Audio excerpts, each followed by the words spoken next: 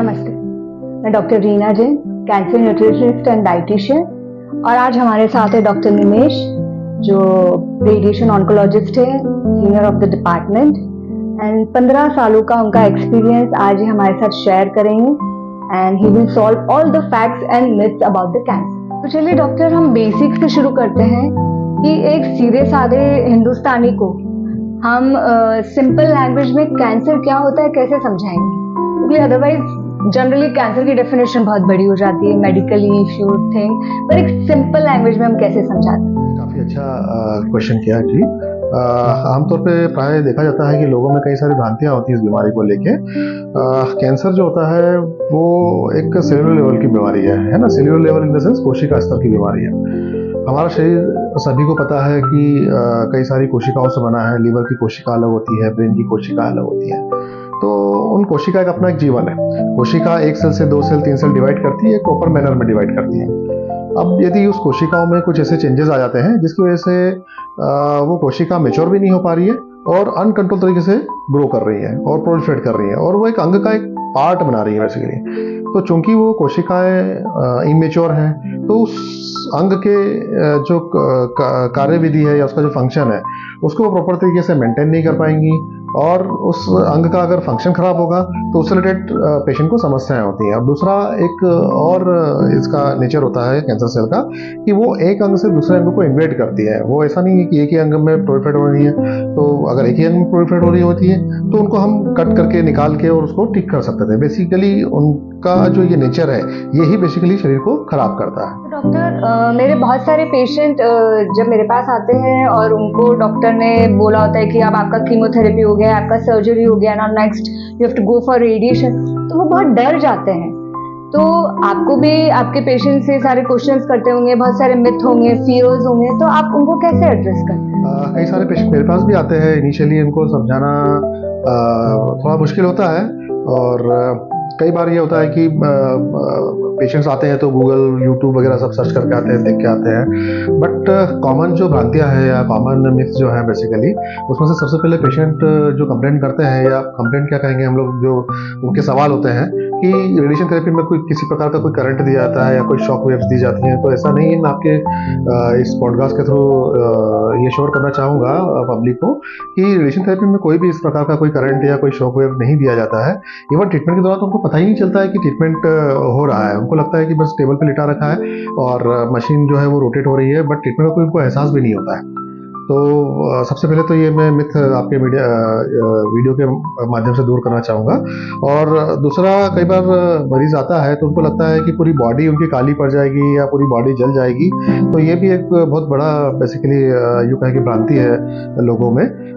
कालापन अवश्य होता है, लेकिन वो पर्टिकुलर उस पार्ट का ही होगा जिस पार्ट को हम रेडिएशन थेरेपी कर रहे हैं। जैसे कि चेहरे को अगर कर रहे हैं तो चेहरे की स्किन में कालापन आएगा। अगर हम कमर के हिस्से में कहीं कर रहे हैं तो उस हिस्से में थोड़ा स्किन में कालापन आता है।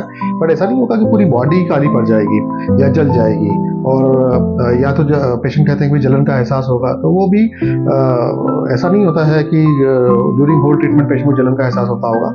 हाँ, ये जरूर है कि जैसे मान लो कुछ ओरल कैंसर पेशेंट आते हैं, जबान के कैंसर के, मुंह के कैंसर के ऊपर रेडिएशन किया जाता है, तो मुंह में कुछ रेडिएशन या 10 to 15 रेडिएशन होने के बाद में मुंह में छाले जाते हैं। तो वो एक प्रकार का साइड इफेक्ट है बेसिकली, और वो मैनेजेबल होता है। उसको हम मैनेज कर सकते हैं मेडिसिन के द्वारा। और वो जो जलन है बेसिकली वो छालों की जैसे जलन होती है और दवाइयों से उसमें आराम रहता है। तो ये कुछ प्रकार के मिथ्स हैं जो। तो doctor, as you specialized in radiation oncology, तो मैं ये पूछना चाहूंगी, एक सिंपल हिंदुस्तानी को हम कैसे सीधी सरल भाषा में समझाएं कि रेडिएशन होता क्या है? रीना जी, एक्चुअली रेडिएशन जो है वो कैंसर चिकित्सा की एक पद्धति है। यदि हम बात करें कैंसर चिकित्सा में शल्य क्रिया भी होती है जिसको हम सर्जरी कहते हैं। मेडिकल थेरेपी भी होती है जिसमें कीमोथेरेपी, इम्यूनोथेरेपी, टारगेट थेरेपी किया जाता है, जो कि मेडिसिन होती हैं जो कि इंजेक्टेबल फॉर्म में या ओरल फॉर्म में दी जाती हैं। रेडिएशन थेरेपी जो होता है वो एक ऐसा ट्रीटमेंट है जिसमें कि हाई डोज रेडिएशन का यूज़ किया जाता है कैंसर सेल्स को किल करने के लिए। तो आई थिंक डॉक्टर, आपने बहुत अच्छे से समझाया, और मुझे भी ये बोलना है कि बहुत से मेरे पेशेंट को यही रहता है। मैं उनको बोलना चाहूँगी कि इट इज़ ओनली, ये सिर्फ 8 से 10 मिनट का प्रोसेस होता है और पेशेंट हंसते हुए चलता हुआ आता है और हंसते हुए चलता हुआ जाता है. So radiation is not at all painful. It's a very simple procedure जिसके जरिए पेशेंट अगर अच्छे से हेल्दी लाइफस्टाइल और न्यूट्रिशन फॉलो करे तो बहुत जल्दी जी रिकवर. बिल्कुल रीना जी, आपने जो बताया कि पेशेंट ट्रीटमेंट टाइम जो होता है वो समवट अराउंड 8 to 10 मिनट्स होता है हार्डली. और पेशेंट खुद से चल के आते हैं, रेडिएशन मशीन पे टेबल पे लेटते हैं, अपना ट्रीटमेंट सेशंस जो है वो कंप्लीट करते हैं और खुद से चल के आराम से जाते हैं. तो रेडिएशन ट्रीटमेंट के दौरान ऐसा कोई पेशेंट को कोई एहसास नहीं होता है बर्निंग सेशन का या दर्द या जो हम ट्रीटमेंट कर रहे हैं या रेडिएशन जो पेशेंट को एक्सपोजर हो रहा है तो उसका उनको कोई एहसास नहीं होता है. और इसमें एक बात और ऐड करना चाहूँगा कि लाइफ स्टाइल और न्यूट्रिशन का काफ़ी अहम रोल होता है इसमें. पेशेंट को काफ़ी अच्छा डाइट और अच्छा न्यूट्रिशन लेना होता है ताकि वो बेटर रिकवर कर सके. और जिनका न्यूट्रिशन बेहतर होता है. डॉक्टर, एक और मिथ है जो पेशेंट को लगता है और बहुत ही डरते हैं वो कि कैंसर जो रेडिएशन थेरेपी के जो साइड इफेक्ट्स होते हैं वो ऐसे होते हैं कि जिससे कभी पेशेंट लाइफ टाइम रिकवरी नहीं कर सकता है. प्लीज आप समझाइए कि क्या क्या साइड इफेक्ट्स होते हैं. रीना जी, ये भी काफ़ी अच्छा क्वेश्चन है क्योंकि आमतौर पर पेशेंट घबराता ही साइड इफेक्ट को लेकर रेडिएशन थेरेपी से. रेडिएशन थेरेपी के जो साइड इफेक्ट है वो डिपेंड करते हैं, इस बात पर निर्भर करते हैं कि हम किस पर्टिकुलर साइड को रेडिएशन दे रहे हैं. जैसे मान लो कोई पेशेंट मुंह के कैंसर से या जबान के कैंसर से आता है तो उसकी रेडिएशन की साइड जो रहेगी वो सिर्फ ओरल कैविटी या फेस या नेक तक रहेगा. तो उसमें क्या होगा कि फेस से रिलेटेड जो भी साइड इफेक्ट्स होंगे लाइक अल्सर्स हो जाना, मुंह में छाले हो जाना. अच्छा, एक बात और है कि पेशेंट को साइड इफेक्ट एकदम से तुरंत रेडिएशन करते से ही स्टार्ट नहीं होंगे. रेडिएशन जैसे स्टार्ट करेंगे तो हमने फर्स्ट सेशन किया, सेकंड सेशन किया, एटलीस्ट 10 सेशन जब तक हो जाएंगे उसके बाद पेशेंट को साइड इफेक्ट का एहसास होगा. जैसे मतलब 10 सेशन तक इजी और स्मूथली सब निकल जाएगा. 10 सेशन तक इजीली और स्मूथली पेशेंट का ट्रीटमेंट कंप्लीट होता है. और 10 सेशन के बाद सबसे पहले पेशेंट बताएंगे कि मुंह में थोड़ा सा डॉक्टर साहब जलन हो रही है या छालों जैसा फीलिंग आ रहा है तो हम प्रॉपरली डाइट नहीं ले पा रहे हैं या सॉलिड फूड पहले लेते थे तो आप सॉलिड फूड नहीं ले पा रहे, सेमी सॉलिड और लिक्विड आराम से ले पा रहे हैं. 15 सेशंस हो गए तो 15 सेशन के बाद हो सकता है कि पेशेंट से बताएं कि हम अब सेमी सॉलिड भी लेने में समस्या आ रही है और हम लिक्विड इजीली ले पा रहे हैं या लिक्विड भी थोड़ा सा डिफिकल्टी से ले पा रहे हैं. तो ये जो साइड इफेक्ट्स हैं ये निर्भर करता है कि कौन सी साइड पे वैसे हम रेडिएशन कर रहे हैं. सपोज हम अगर कमर के हिस्से में या जो महिलाएं आती हैं बच्चेदानी के कैंसर के साथ या मेल्स होते हैं प्रोस्टेट कैंसर या यूरिनरी ब्लैडर कैंसर के साथ में, तो उनमें उस प्रकार के साइड इफेक्ट देखने को मिलते हैं जो साइड से रिलेटेड ऑर्गन्स हैं, जैसे कि पेशाब में जलन होना या मल पास करने के दौरान जलन होना या फिर डाइजेशन प्रॉपर ना होना या लूज मोशन होना. और ऐसा भी नहीं कि सारे के सारे साइड इफेक्ट हो जाएंगे, है ना. कई बार होता है कि कमर के हिस्से में हम रेडिएशन कर रहे हैं तो 10 में से 3 मरीज बताएंगे कि साहब हमें पेशाब में जलन हो रही है, 10 में से 3 मरीज बताएंगे कि साहब लूज मोशन हो गए हैं. ऐसे भी होंगे 10 में से 3 मरीज जो कि 10-15 रेडिएशन हो चुके होंगे, उसके बाद भी कहेंगे कि डॉक्टर साहब हमें तो आपने इतना बता दिया था कि साइड इफेक्ट होंगे, हमें तो कुछ हो ही नहीं रहा. तो इस तरह का बेसिकली देखा जाता है जनरली, है ना. और जैसे साइड इफेक्ट्स होते हैं उनको उसी प्रकार से मैनेज किया जाता है ना. ओरल अल्सर्स हो रहे हैं तो अल्सर्स के लिए जो भी मेडिसिन आती हैं, सिम्प्टोमेटिक मेडिसिन लाइक मल्टीविटामिन दिए जाते हैं, ओरल कुछ जेल्स आते हैं वो दिए जाते हैं. पेशेंट अगर बर्निंग मिक्सचरेशन यानी कि पेशाब में जलन का कंप्लेंट कर रहे हैं तो उनको कुछ ऐसे सिरप्स आते हैं जो कि अल्कलाइजर होते हैं जो यूरिन को अल्कलाइन करते हैं और पेशाब जलन में सेंसेशन को जो कम करते हैं. वैसी कुछ मेडिसिन आती हैं वो प्रिस्क्राइब की जाती हैं. तो टोटली ये सिम्प्टोमेटिक मैनेजमेंट होता है. तो डॉक्टर, मैं ये पूछना चाहूंगी कि अभी जैसे आपके जो पेशेंट आते हैं और रेडिएशन के दौरान आई वांट टू नो कि कितने % पेशेंट अवेयर है कि हमको अच्छा न्यूट्रिशन और डाइट फॉलो करना है और कितने % आपके पेशेंट सीरियसली फॉलो करते हैं डाइट और न्यूट्रिशन, और क्या उनकी लाइफ में रिकवरी फास्ट हो जाती है रेडिएशन से?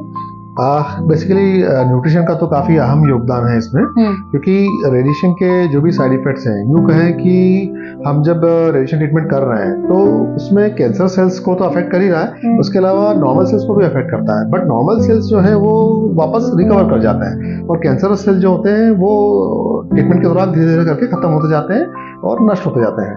तो नॉर्मल सेल्स की रिकवरी के लिए उन्हें न्यूट्रिशन चाहिए. सेल्स को अगर न्यूट्रिशन नहीं मिलेगा तो रिकवर कैसे करेंगे? तो उसके लिए न्यूट्रिशन का काफ़ी अहम योगदान होता है और इसके लिए मुझे आपकी तरह न्यूट्रिशनिस्ट की आवश्यकता होती है. और हम लोग पेशेंट्स को भी एक्सप्लेन करते हैं कि न्यूट्रिशन प्लस एक हम जो बात करते हैं कि एक